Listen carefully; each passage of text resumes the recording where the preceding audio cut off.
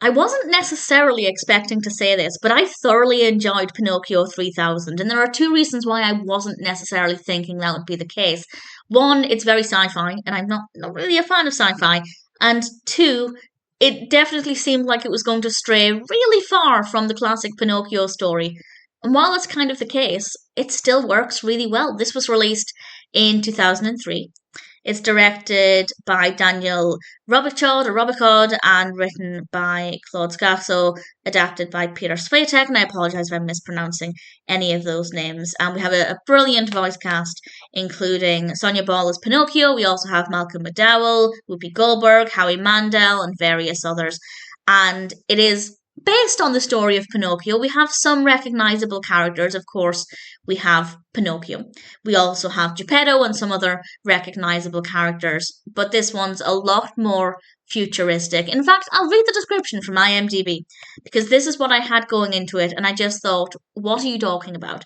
IMDb says, the year is 3000. Geppetto, with the help of his faithful assistant Spencer the Cyber Penguin, by the holographic fairy Cyberina, creates Pinocchio, a prototype super robot equipped for emotions. It's Pinocchio in the future, and the main narrative focuses on Pinocchio and Geppetto, of course, but also fighting against this villain, Mayor Scamboli, who is a brilliant, well-written character, and the narrative, it works really well. It does feel more of a gimmick than anything else, but at the same time, I kind of don't mind that. I think it still works. It was really good fun. Pinocchio has a really cute design. He looks like Pinocchio. I feel like if you were to show me this character out of context, maybe I would say that's Pinocchio. He's definitely recognizable. His nose grows when he lies. I have no problems with the way they've created and adapted this character to fit the story.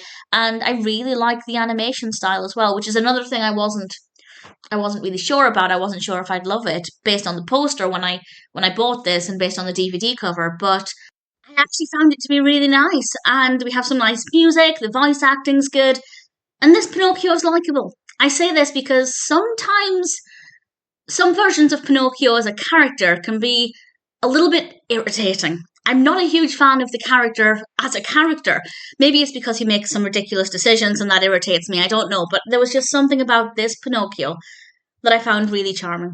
So I'm rather happy with the experience. I took a chance, I bought the DVD, I don't regret it in the slightest. I thought Pinocchio 3000 was really good fun. And if you've been considering it, or maybe this is the first time you've heard of it, then I'm happy to recommend it. Obviously, if you're brand new to Pinocchio, if you've never seen it, if you've never read it, I've never read it, but it is on my to-read list. But if you've never seen it, I'd say please don't make this the first one you watch. I will always recommend Disney's animation as my top choice. It's a scary film. I don't watch it often because it does scare me. There are some scenes in that film that are just traumatizing.